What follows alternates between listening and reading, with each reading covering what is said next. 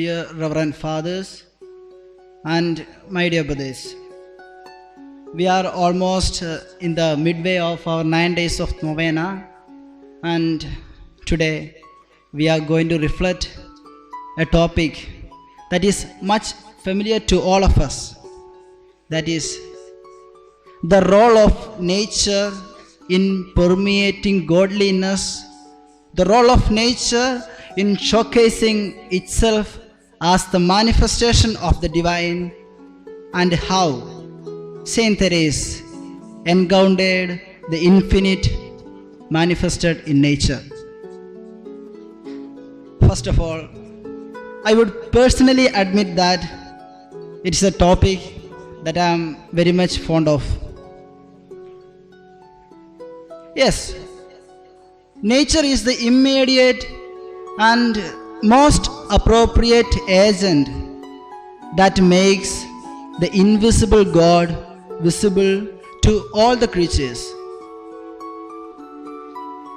In this 21st century, especially in these days, I find it very much relevant to think and reflect upon nature. In this modern era, the time is the factor. The clock ticks fast, reminding us to go back to the roots. I said the time is the factor. In the course of changing time, man has also undergone transformation. We have gone a long way from the concept of stewardship to custodianship. Everything is overruled by man, even this nature and environment, the aftermath of which is the irregularities in the cyclical changes of season, flood, heavy downpour, cloudburst, and so on and so on.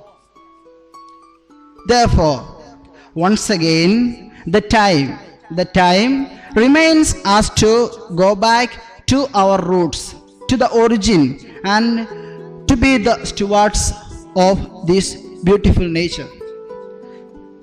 I know that I am here not to lecture you on environmental science or ecology, so let me back to my topic. There is a very age-old saying, God is there at the rest and dust of this universe.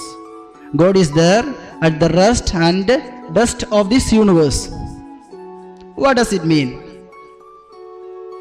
At the prima facie, it simply means God is present everywhere. The all-encompassing and ever-pervading presence of God is stamped in all the creatures of this universe, the big and small alike. The age-old Indian tradition has a long history and tales of its great sages, rishis, poets, mystics who held on to the pantheistic vision that God is present in all the natural things. Hence, they all fell in love with water, they fell in love with flowers, they fell in love with mountains, and so on. And for me, I would say that Jesus himself was not all different from this formula.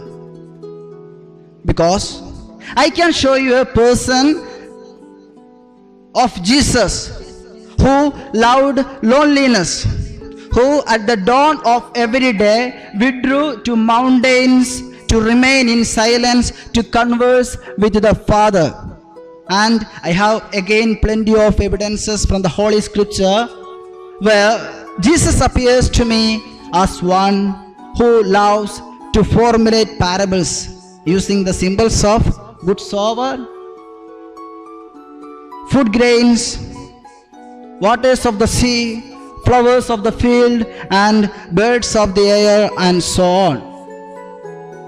And the most important thing that attracted me is that Jesus chose or selected the Garden of Gethsemane to prepare himself for the salvific mission.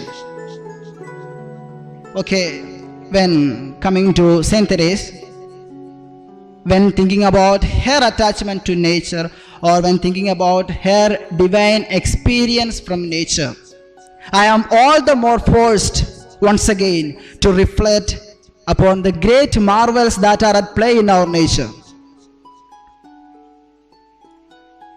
I would say that hers was a self-finding ecology or a metaphysical ecology. What is this self-finding ecology? Therese, just like all of us, a little girl of 15 or 20 years, found herself identical with nature. Her communion with nature, for me, is more or less the result of her constant and continuous search for the self. For she admits this fact in her autobiography. She writes, I have found that the nature seemed to be the reflection of my own soul. The nature seemed to be the reflection of my own soul. What more could a little girl of that tender age do than finding out her own existence from nature?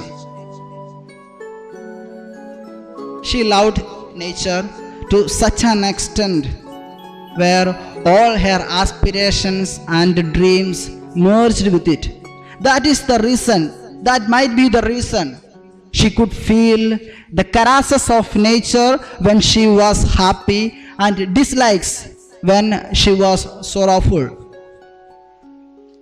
She writes in her autobiography, the heaven shed tears in sympathy with mine, and a cloudless sun shone brightly upon the days of my happiness. Saint Therese, she could feel God in all the outpourings of nature because, just as we heard in the reading, she understood that it is the same God who shows his providential care equally upon the tall cedars and the little grasses underneath it. Upanishads teaches us that all that is the manifestation of his joy, his deathlessness. From the speck of dust at our feet to the stars of heaven, all is the manifestation of joy and truth, beauty and immortality.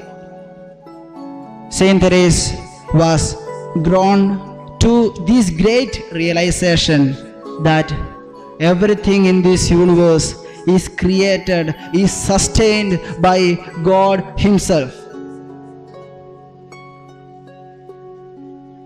A widely known and a much celebrated Indian poet and mystic, Rabindranath Tagore, has beautifully sung in his famous work, Gitanjali, Thou art made me endless, such is thy pleasure.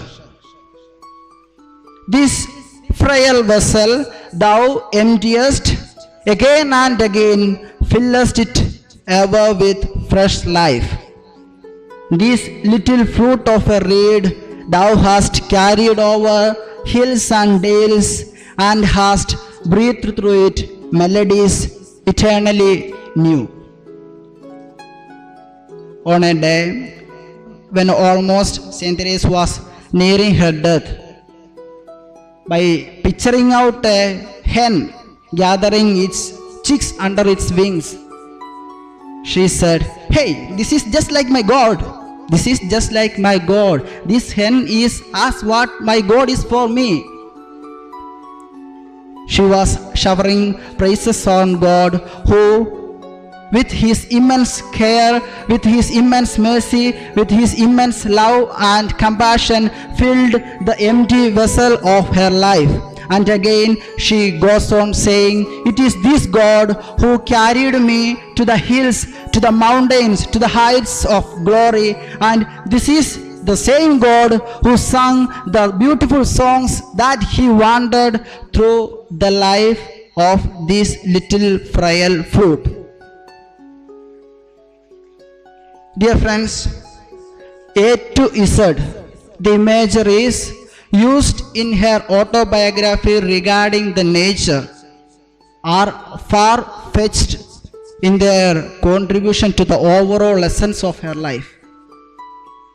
Her whole imagination was captivated by the less cared flowers and plants at the roadside,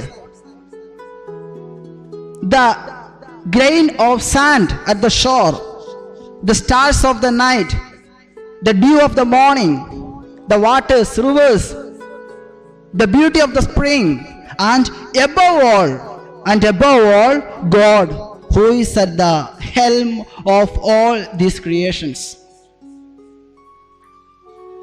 Through the befitting and constant usages of the metaphors of nature in her autobiography, she teaches us that a thing which is beautiful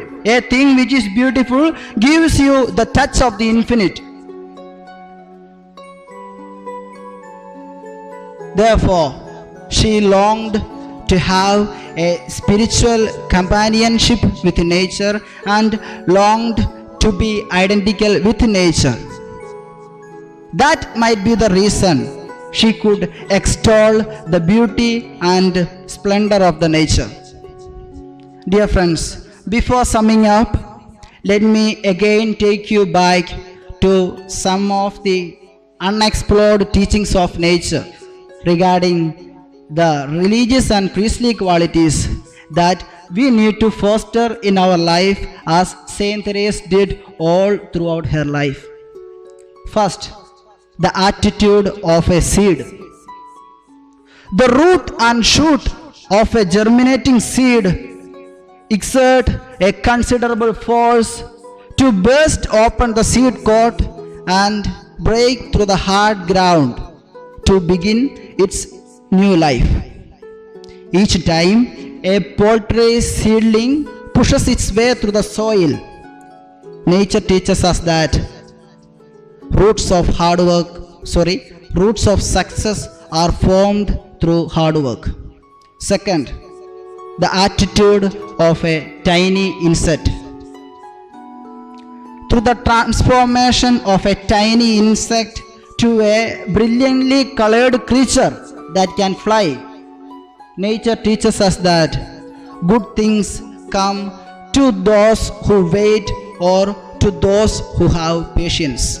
And thirdly, the attitude of a fruit sapling. Through the image of a tree heavily laden with fruit, bending towards the earth, nature teaches us that be simple and humble when you are in prosperity. Dear friends, her whole life, even her deepest teachings like childlike simplicity, love for God, suffering, littleness, everything which is being venerated by our Holy Catholic Church as the greatest doctrines in this day, are stemmed up from her realization of the divine in nature. Thus, she could practice all the above said qualities with a great aplomb. Dear friends, as we prepare ourselves to celebrate her feast in these days through this novena, she always wants us to be open-hearted to the divine revelations conveyed us through the instrumentality of this beautiful nature. I will repeat, this beautiful nature. So let us ask her intercession, and she may guide all of us from heaven. In the name of the Father, and of the Son, and of the Holy Spirit. Amen.